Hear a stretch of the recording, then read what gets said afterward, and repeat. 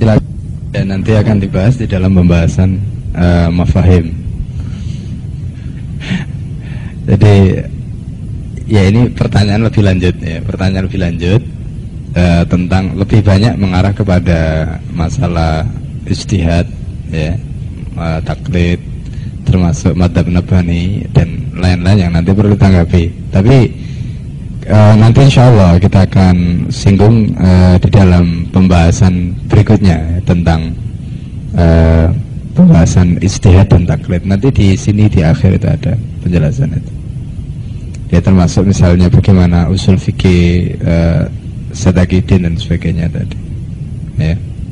Jadi saya tidak memberikan komentar ya, karena ini pertanyaan lebih lanjut dan supaya kita tidak istilahnya meloncat-loncat ya, meloncat-loncat dari materi, nanti insya Allah kita akan bahas satu persatu dalam materi berikutnya ya.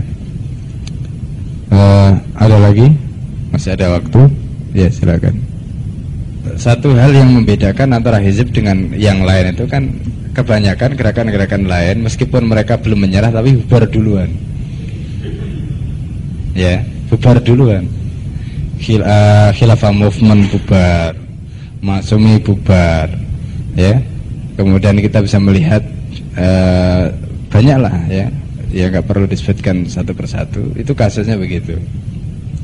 Nah, kemudian kalau misalnya dikatakan kita kok lama belum berhasil, atau apakah ini tidak mengindikasikan bahwa kita juga gagal, maka kita selalu mengatakan bahwa kita tidak gagal, tetapi kita ini sedang berikhtiar ya, terus berusaha ya. Nah sampai kapan ya sampai berhasil? Nah kapan ukurannya berhasil itu? Ya kalau tujuannya itu sudah terwujud, yaitu istinaful hayatul islamiyah ya, istinaful hayatul islamiyah, itu kan tujuan kita. Ingat, tujuan hizib itu bukan khilafah, karena khilafah itu hanya thariqah. Jadi kalau misalnya hizib sudah berhasil, katakanlah misalnya membaiat seorang khalifah, apakah itu hizib ataukah kelompok lain, tetapi kalau istinafnya itu belum terwujud, itu juga sebenarnya belum berhasil. Karena ukuran berhasil itu kan kalau tujuannya itu tercapai. Nah tujuan adanya khilafah itu kan istinaf, bagaimana Islam itu, kehidupan Islam itu kemudian dimulai kembali. Dan untuk memulainya itu memang tidak mungkin kecuali dengan adanya khilafah, karena khilafah itu merupakan kharis ya, ad-dinu usun wa sultanu kharisun itu. Jadi ukurannya apa? Ya sampai tujuan istinaf tadi berhasil diwujudkan. Nah sekarang kriterianya istinaf itu apa? Jika syariat Islam itu diterapkan secara kafah, secara totalitas ya. Dan kapan itu? Ya kalau khilafah berdiri ya, dan menerapkan itu. Kalau khilafah berdiri tidak menerapkan itu juga belum berhasil. Makanya hizib sendiri tidak akan bubar ketika khilafah berdiri gitu. Hizib sendiri tidak akan bubar ketika khilafah berdiri. Kenapa? Karena hizib harus menjaga apa yang menjadi tujuan dia, yaitu istinaf hayatil islamiyah tadi. Nah sekarang ini hizib berusaha untuk mewujudkan apa yang menjadi tujuan. Nah kalau khilafah sudah berdiri dan sudah melaksanakan sistem Islam, maka hizib harus menjaga apa yang telah dia upayakan tadi. Nah, sehingga kalau kita bicara soal dimana ala tatbiqil Islam, maka hizib adalah bagian dari domin yang akan ikut menjamin bagaimana tatbiq syariat Islam itu tetap bisa dilaksanakan. Ini. Jadi itu yang harus kita ingat. Di dalam kitab di dalam kitab Nizamul Hukmi yang lama itu ada penjelasan tentang di mana tatbiq syariah atau di mana tatbiqil ahkam. Itu diantaranya adalah ini, dengan adanya partai ya, dengan adanya partai politik. Jadi ketika partai politik itu tidak ada pada saat khilafah itu ada, maka yang terjadi adalah seperti yang dialami pada zaman Utsman bin Affan. Salah satu analisis saya tadi dalam Nizamul Hukmi yang lama itu adalah yang terjadi pada zaman Utsman bin Affan. Ketika zaman Utsman bin Affan itu memberikan peluang kepada para sahabat untuk hijrah, untuk berpindah dari Madinah ke wilayah-wilayah baru, itu yang menyebabkan kemudian Hizbur Rasul yang ada pada zaman Rasul itu, ya, yaitu sahabat-sahabat senior itu menjadi tidak solid. Gitu. Jadi ketika misalnya mereka di Syam, mereka bikin madrasah Syam, gitu. Mereka di Kufah bikin madrasah Kufah, terus, nah kemudian mereka bikin madhab-madhab sendiri, dan itu sekaligus juga ada sya'biyah, ada masa yang mereka bangun. Nah ini yang diakui, dan pada zaman Sayyidina Umar itu tidak terjadi. Sayyidina Umar sudah memprediksi itu, karena sahabat itu mempunyai kedudukan yang luar biasa. Karena itu Sayyidina Umar pada waktu itu memilih agar Hizbur Rasul itu tetap utuh, maka mereka tidak boleh meninggalkan Madinah. Tetapi kalau di luar wilayah Madinah itu membutuhkan, mereka dikirim orang.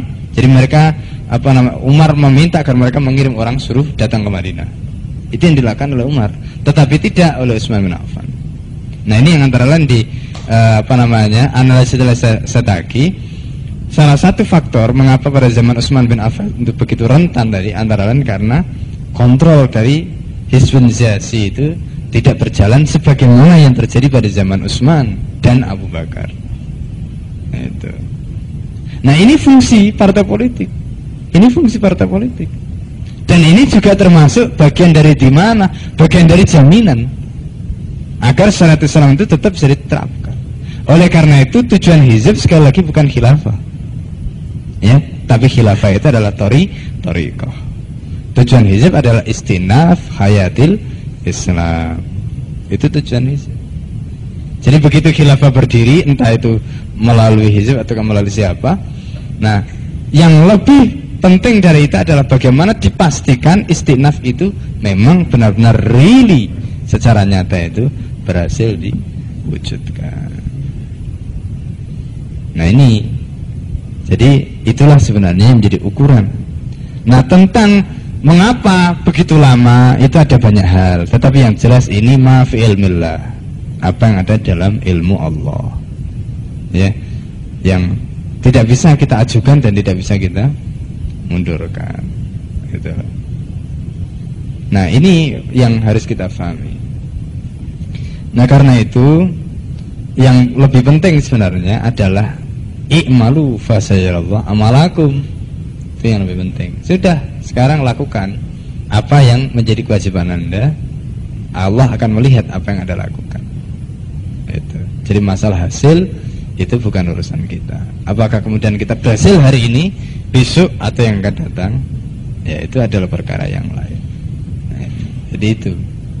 Nah, tetapi dikaji dari segi fikrah, thariqah dan sebagainya tadi, hizb insya Allah dari segi itu telah membuktikan bahwa hizb itu bisa hidup bertahan sampai sekarang di tengah guncangan, terpaan dan bahkan juga upaya-upaya untuk menghancurkan hizb tadi itu juga karena hizb mempunyai sirru hayat, mempunyai rahasia hidup, yaitu fikrah thariqah tadi. Andai hizb tidak punya itu, mungkin hizb sudah hancur.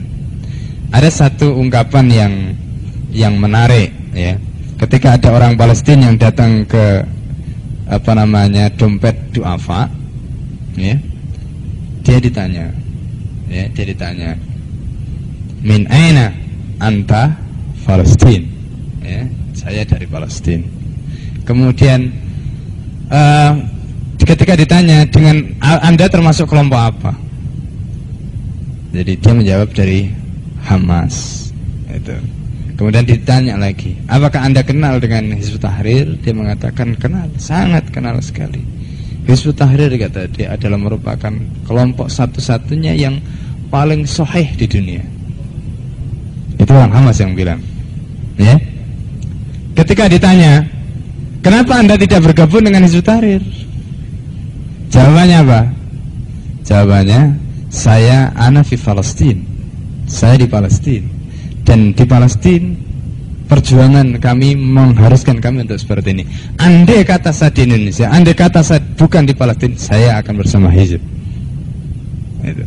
Kemudian ditanya lagi sama dia, ya, tanya lagi, bagaimana dengan ikhwan?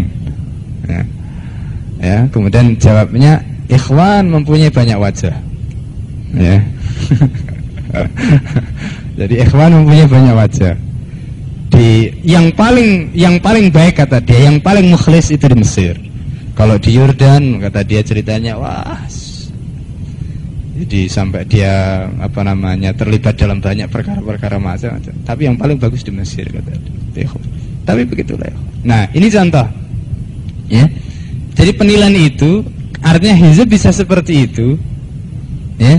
Dan dalam kondisi seperti tadi tetap bisa bertahan seperti itu karena hizb mempunyai nyawa, mempunyai ruh, yaitu fikrah dan thariqah tadi. Itu yang tidak ada pada yang lain. Itu. Sehingga orang lain pun bisa mengatakan hizb adalah kelompok satu-satunya yang sahih itu karena dia sendiri yang menyaksikan. Kemudian dia cerita bagaimana hizb di Palestina. Jadi dia bilang, jadi hizb itu istilahnya itu dekat di hati rakyat, ya, tapi dibenci oleh penguasa. Itu karena karena statement-statementnya itu. Tapi luar biasa sambutan rakyat. Dan ini yang artinya fakta itu bukan hanya dia saja yang cerita, ada orang lain yang baru saja dari Israel itu, ya, dia juga sempat ke Palestina. Itu dia bisa menyaksikan bagaimana royah liwa itu terpampang di mana-mana, ya, yang juga membuktikan ya pengaruh ya hizb yang luar biasa di kawasan itu. Jadi ini ya, jadi karena punya nyawa, dan nyawa itu adalah fikrah dan thariqahnya. Nah, persoalan sampai sekarang belum berhasil itu bukan soal fikrah dan thariqahnya, tetapi ini sekali lagi masalah di luar ya kita, ya, di luar kita. Nah, itu. Jadi begitu ya. Kita tutup dengan doa kafaratul majlis. Subhanakallahumma wa bihamdika asyhadu an la ilaha illa anta astaghfiruka wa atubu ilaik. Assalamualaikum warahmatullahi wabarakatuh.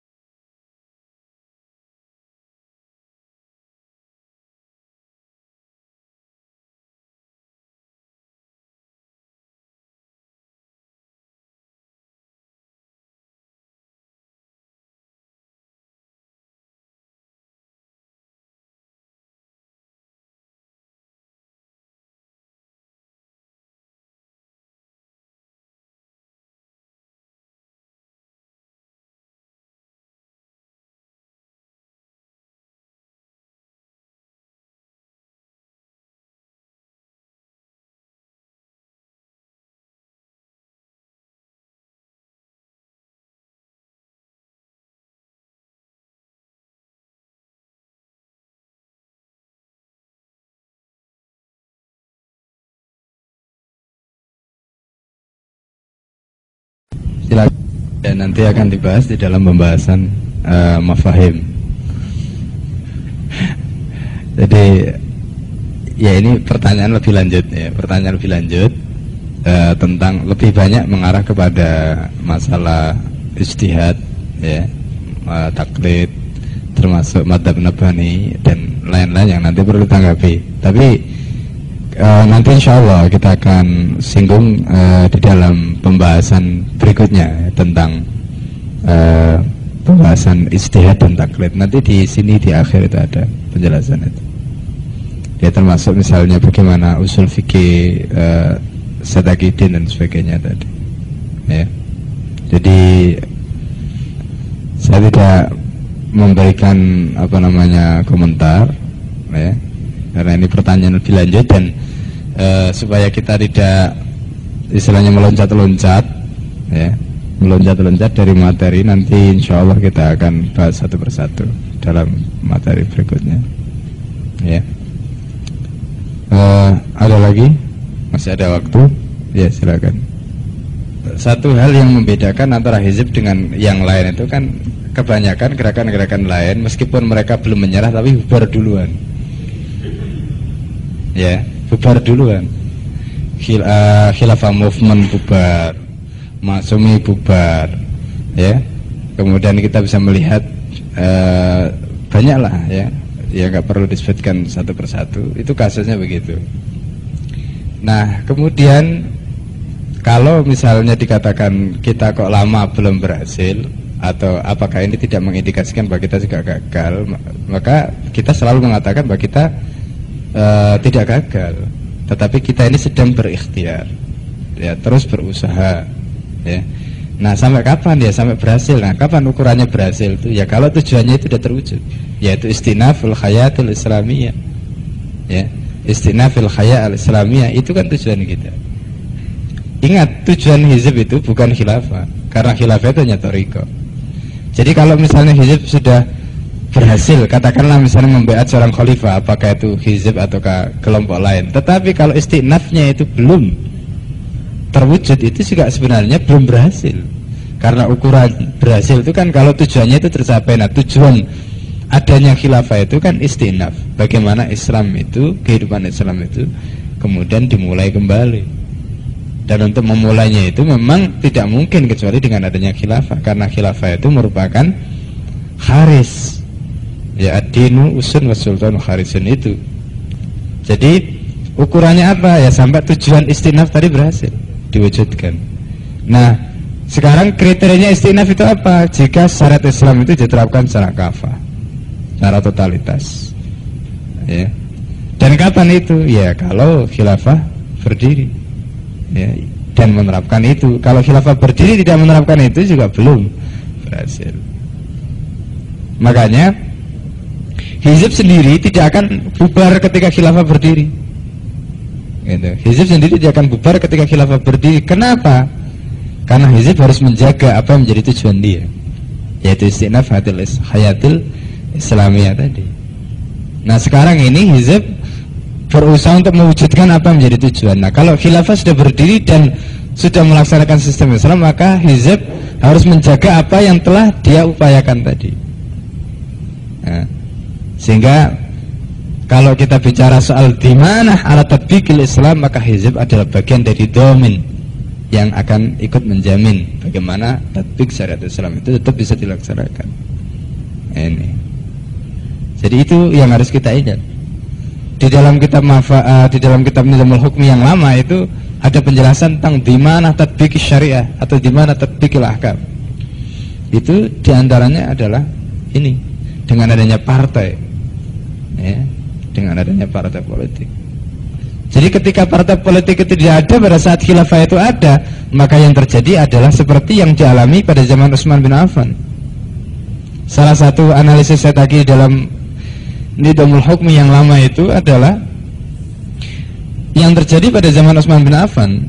Ketika zaman Utsman bin Affan itu memberikan peluang kepada para sahabat untuk hijrah, untuk berpindah dari Madinah ke wilayah-wilayah baru, itu yang menyebabkan kemudian Hizbur Rasul yang ada pada zaman Rasul itu, ya, yaitu sahabat-sahabat senior itu menjadi tidak solid.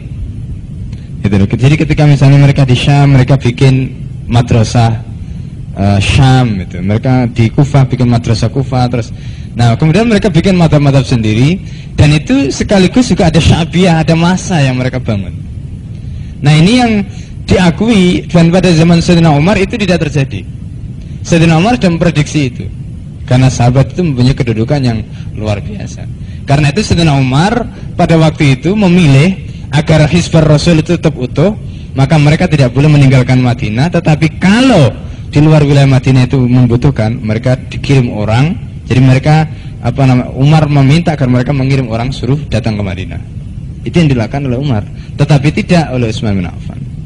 Nah ini yang antara lain di analisis setaki. Salah satu faktor mengapa pada zaman Utsman bin Affan itu begitu rentan tadi, antara lain karena kontrol dari Hizbun Ziyasi itu tidak berjalan sebagaimana yang terjadi pada zaman Utsman dan Abu Bakar. Itu. Nah ini fungsi partai politik. Ini fungsi partai politik. Dan ini juga termasuk bagian dari di mana? Bagian dari jaminan agar syariat Islam itu tetap bisa diterapkan. Oleh karena itu tujuan hizib sekali lagi bukan khilafah, ya, tapi khilafah itu adalah thariqah. Tujuan hizib adalah istinaf hayatil Islam. Itu tujuan hizib. Jadi begitu khilafah berdiri, entah itu melalui hizib atau melalui siapa, Nah, yang lebih penting dari itu adalah bagaimana dipastikan istinaf itu memang benar-benar really secara nyata itu berhasil diwujudkan. Nah ini, jadi itulah sebenarnya yang menjadi ukuran.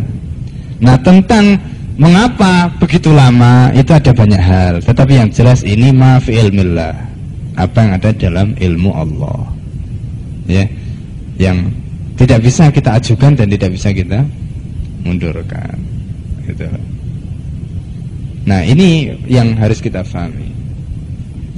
Nah karena itu yang lebih penting sebenarnya adalah i'malu fasayarallah amalakum. Itu yang lebih penting. Sudah, sekarang lakukan apa yang menjadi kewajiban Anda. Allah akan melihat apa yang Anda lakukan. Itu. Jadi masalah hasil itu bukan urusan kita. Apakah kemudian kita berhasil hari ini, besok atau yang akan datang, ya itu adalah perkara yang lain. Nah, jadi itu. Ya. Tetapi dikaji dari segi fikrah, thariqah dan sebagainya tadi, hizb insya Allah dari segi itu telah membuktikan bahwa hizb itu bisa hidup bertahan sampai sekarang di tengah guncangan, terpaan dan bahkan juga upaya-upaya untuk menghancurkan hizb tadi itu juga karena hizb mempunyai sirru hayat, mempunyai rahasia hidup, yaitu fikrah thariqah tadi. Andai hizb tidak punya itu, mungkin hizb sudah hancur.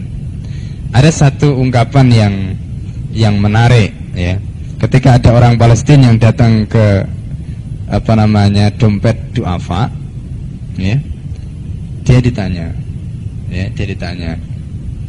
min aina anta Palestin, ya, saya dari Palestina. Kemudian ketika ditanya dengan Anda termasuk kelompok apa, jadi dia menjawab dari Hamas, itu. Kemudian ditanya lagi, apakah Anda kenal dengan Hizbut Tahrir? Dia mengatakan kenal, sangat kenal sekali. Hizbut Tahrir, kata dia, adalah merupakan kelompok satu-satunya yang paling sahih di dunia. Itu orang Hamas yang bilang, ya. Ketika ditanya, kenapa Anda tidak bergabung dengan Hizbut Tahrir? Jawabannya apa? Jawabannya, saya ana fi Palestin. Saya di Palestina. Dan di Palestina perjuangan kami mengharuskan kami untuk seperti ini. Andai kata saya di Indonesia, andai kata saya bukan di Palestina, saya akan bersama Hizb. Itu. Kemudian dia tanya lagi sama dia, ya, tanya lagi, bagaimana dengan ikhwan? Ya, kemudian jawabnya, ikhwan mempunyai banyak wajah, ya. Jadi ikhwan mempunyai banyak wajah. Yang paling baik, kata dia, yang paling mukhlis itu di Mesir. Kalau di Yordan, kata dia, ceritanya wah, jadi sampai dia terlibat dalam banyak perkara-perkara macam-macam. Tapi yang paling bagus di Mesir, kata dia. Tapi begitulah. Nah ini contoh, ya. Jadi penilaian itu artinya hizb bisa seperti itu, ya. Dan dalam kondisi seperti tadi tetap bisa bertahan seperti itu karena hizb mempunyai nyawa, mempunyai ruh, yaitu fikrah dan thariqah tadi. Itu yang tidak ada pada yang lain. Itu. Sehingga orang lain pun bisa mengatakan hizb adalah kelompok satu-satunya yang sahih, itu karena dia sendiri yang menyaksikan. Kemudian dia cerita bagaimana hizb di Palestina. Jadi dia bilang, jadi hizb itu istilahnya itu dekat di hati rakyat, ya, tapi dibenci oleh penguasa. Itu karena statement-statementnya itu. Tapi luar biasa sambutan rakyat. Dan ini yang artinya fakta itu bukan hanya dia saja yang cerita, ada orang lain yang baru saja dari Israel itu, ya, dia juga sempat ke Palestina. Itu dia bisa menyaksikan bagaimana royah liwa itu terpampang di mana-mana, ya, yang juga membuktikan, ya, pengaruh, ya, hizb yang luar biasa di kawasan itu. Jadi ini, ya, jadi karena punya nyawa, dan nyawa itu adalah fikrah dan thariqahnya. Nah persoalan sampai sekarang belum berhasil itu bukan soal fikrah dan thariqahnya, Tetapi ini sekali lagi masalah di luar ya kita, ya, di luar kita. Gitu. Jadi begitu ya. Kita tutup dengan doa kafaratul majelis. Subhanakallahumma wa bihamdika asyhadu an la ilaha illa anta astaghfiruka wa atubu ilaik. Assalamualaikum warahmatullahi wabarakatuh.